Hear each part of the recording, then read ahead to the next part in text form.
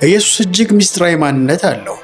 ይህ የሆነው ከረጅም ዘመን በፊት ለእኛ እንግዳ በሆነ ዓለም ውስጥ ስለኖረ ብቻ አይደለም። ምስጢራዊ የሆነው ስለ እርሱ በማናውቀው ነገር ሳይሆን ስለ እርሱ በምናውቀውም ነገር ጭምር እንጂ። ኤንቲ ራይት እንዳለው ስለ እርሱ የምናውቀው ነገር ስለሌላ ማንኛውም ሰው ከምናውቀው ነገር ጋር በፍጹም አይገጥምም። በእርሱ ዘመን የነበሩ ሰዎች እንደጠየቁት እኛም ለመሆኑ ይህ ማን ነው? ራሱን ማንስ አድርጎ ያስባል? በእውነቱስ እርሱ ማን ነበረ ብለን እንድንጠይቅ ያደርገናል።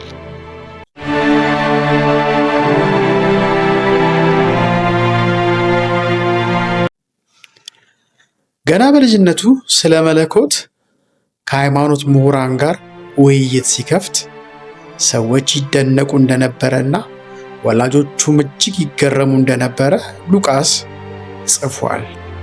ማስተማር ሲጀምር አንዳንዶች ይደሰታሉ፣ አንዳንዶች ደግሞ ይቆጡ ነበር። አብዛኞቹ ግን ይገረሙ እንደነበረ መጽሐፍ ቅዱስ ላይ ተጠቅሷል። ጲላጦስ ሐሳቡን ሊረዳ አልቻለም። ሄሮድስም የጥያቄ ናዳ አሽጎደጎደለት። የገዛ ደቀ መዛሙርቱ እንኳን እንደ ማንኛውም ሰው ግራ ይጋቡ ነበረ።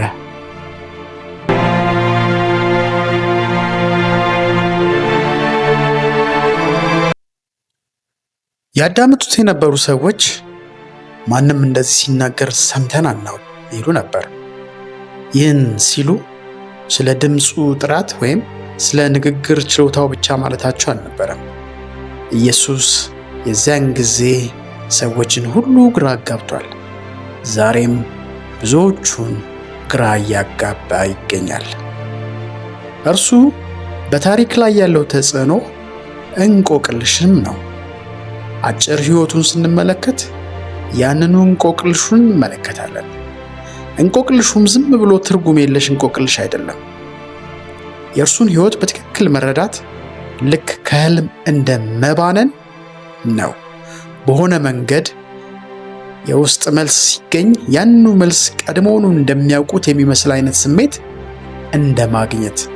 እንግዳ በሆነ መንገድ ላይ ያለን አንድ ብርሃን ተከትሎ በመሄድ የማታ ማታ ወደ ቤት በሰላም እንደሚደረስ የመረዳት ያለ ስሜት።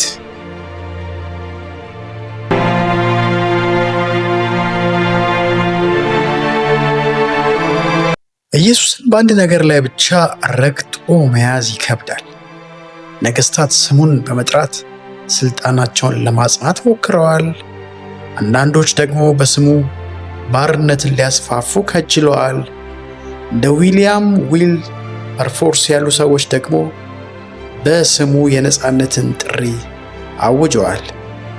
እርሱ የሊዮ ቶልስቶይ የመነቃቃት ምስጢር፣ የማህተመ ጋንዲ፣ የማርቲን ሉተር ኪንግ እንዲሁም የእውነትና የእርቅ ኮሚሽን አባት የነበሩት የዴዝሞንድ ቱቱ የውስጥ ጥንካሬ ነው።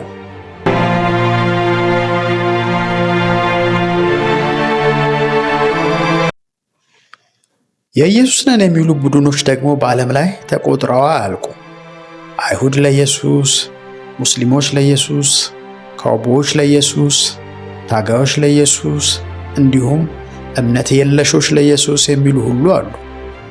የዓለም ሰራተኞች መሪ የነበረው ጄን ዲፕስ እርሱ የሶሻሊዝም ወዳጅ እንደነበረ አድርጎ ሊገልጠው ይሞክራል።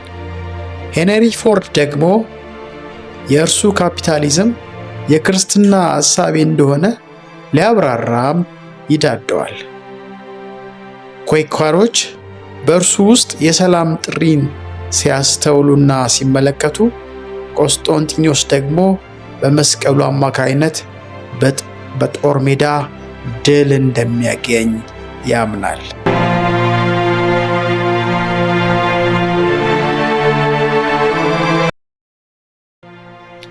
በእርሱ በፖለቲካ አመለካከታቸው፣ በጊዜና በታሪካቸው፣ በሙያቸውና በስራቸው ፈጽሞ ሊገናኙ የማይችሉ ሰዎች በእርሱ አንድ መሆን ችለዋል።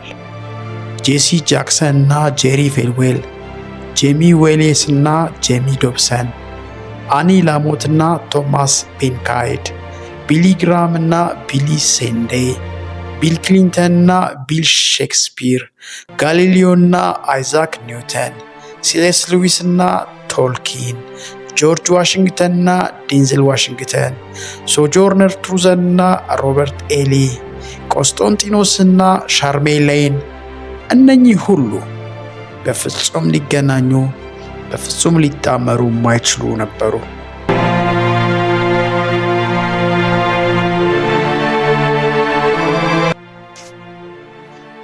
በኢየሱስ ውስጥ ያለ አንዳች ነገር ሰዎች መተው የማይፈልጉትን ነገር እንኳን እንዲተው የማድረግ አቅም ነበረው።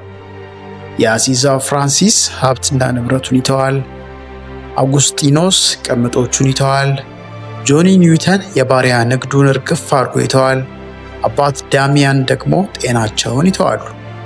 ማልኮም ሙገርጂ የተባለ ብሪታንያዊ ጋዜጠኛ በህንድ የሚገኘውን የሚሽነሪ ለምጻሞች ማቆያ በጎ አድራጎት በጎበኘበት ወቅት ማዘር ቴሬዛ የሚያደርጉትን ልብ አድርጎ ተመልክቶ በአንድ ጊዜ አንድ እውነት በራለት። የሰብአዊ መብት ተሟጋች ወይም ሂዩማኒስት በመሆን ብቻ ይህን የመሰለ አገልግሎት መስጠት ፈጽሞ እንደማይታሰብ